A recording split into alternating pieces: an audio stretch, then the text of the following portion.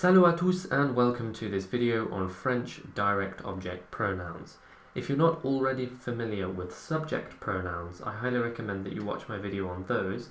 A, because subject pronouns are more important, and B, because I go through some concepts in that video that you'll need to understand in order to follow this one. If, however, you are comfortable with subject pronouns, you can quite happily move on. So in French, direct object pronouns are known as pronoms complément d'objet direct, or pronoms COD. And this COD thing is something that you will see a lot in French grammar. So if you read your grammar in French, it's a term that you'll need to be familiar with. As the name implies, direct object pronouns replace the direct object of a verb, the direct object being the person or thing which is directly affected by the action. So for example, I love you, we saw them, and he likes it. So you, them, and it are not the subject of the verb. They're not the things doing the action, but the things or people on the receiving end of the action. And they're direct objects because there's nothing between the verb and the pronoun. There's no preposition, for example. It's simply verb, pronoun. In English, the direct object pronouns are as follows. For the singulars, we have first person me, second person you, and third person him, her, and it. And for the plurals, first person us, second person you or you all, and third person plural them. As with the subject pronouns, though, in French, these are slightly different. So the first person singular is me, or M apostrophe before a vowel or an H. The second person singular is te, or T apostrophe before a vowel or an H, remembering that this is the form you, but with people that you know well, friends and family members, or younger people. The third person singular forms are le and la. Now I just want to look at these in a little bit more detail.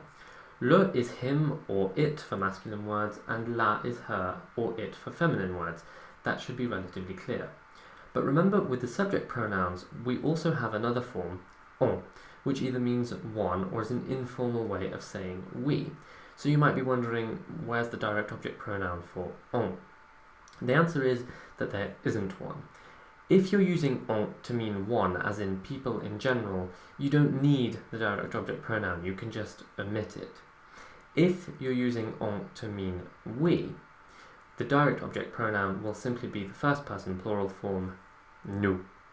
Okay, so there isn't an informal form of us.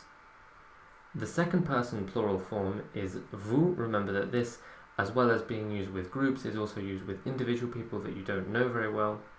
And the third person plural form is les, regardless of the gender. So with the subject pronouns, we have il and elle, depending on the gender of the group. But with the COD pronouns, we only have les. Now, one difficulty with direct object pronouns for English speakers can be the word order, because it differs slightly from English. So we're going to learn 3 rules. In simple tenses, that is tenses where you just have subject and verb, COD pronouns go before the verb. So for example, je le vois is I see it, though literally it says I it see. Elle ne me connaissait pas. She didn't know me, so notice the pronoun goes directly before the verb, even when we have a negative. And nous vous aiderons is we will help you, though literally it means we, you, will help. Rule number 2, in perfect tenses, that is tenses with an auxiliary verb and a past participle, the direct object pronouns go before the auxiliary. So, for example, tu l'as mangé, literally you, it, have eaten, or you ate it.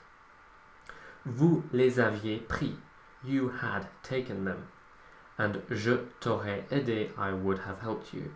So here we have 3 different tenses. We have passé composé in the first sentence, plus que parfait in the second sentence, and conditionnel parfait in the third. But they are all perfect tenses. They all have an auxiliary verb, avoir, followed by a past participle. And so the word order is exactly the same for all of them. And finally, when the main verb of a sentence is an infinitive, direct object pronouns go before the infinitive. So for example, il va l'acheter, he is going to buy it, though literally it means he is going it to buy. Nous allons vous voir, we are going to see you. and je veux le faire. I want to do it. And finally, I want to talk about something which is a little bit more advanced, but is important nonetheless. I do have an entire video on past participle agreement, and this is just a small part of it, but it is quite important when we're talking about direct object pronouns. The rule goes that past participles have to agree with direct object pronouns. So if your direct object pronoun is feminine, the past participle also needs to be feminine in the same way that you would agree an adjective. So for example, je l'ai vu here ends with an E, so I know that the L apostrophe stands for something feminine or a female. So it could be I saw her, or I saw it, where it refers to a feminine object like a house, for example. Il nous a remerciés. He thanked us. Nous here is a direct object pronoun and it is plural, so we have an S on the end of remercier. Of course, if nous referred to a group of solely women, it would also have an E. And then finally, il les a prises.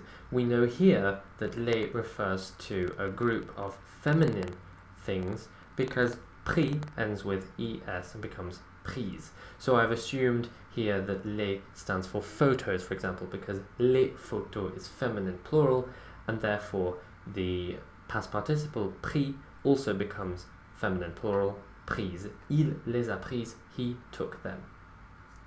So there we go, they are French direct object pronouns. As usual, if you have any questions, do not hesitate to ask, and until next time, à bientôt.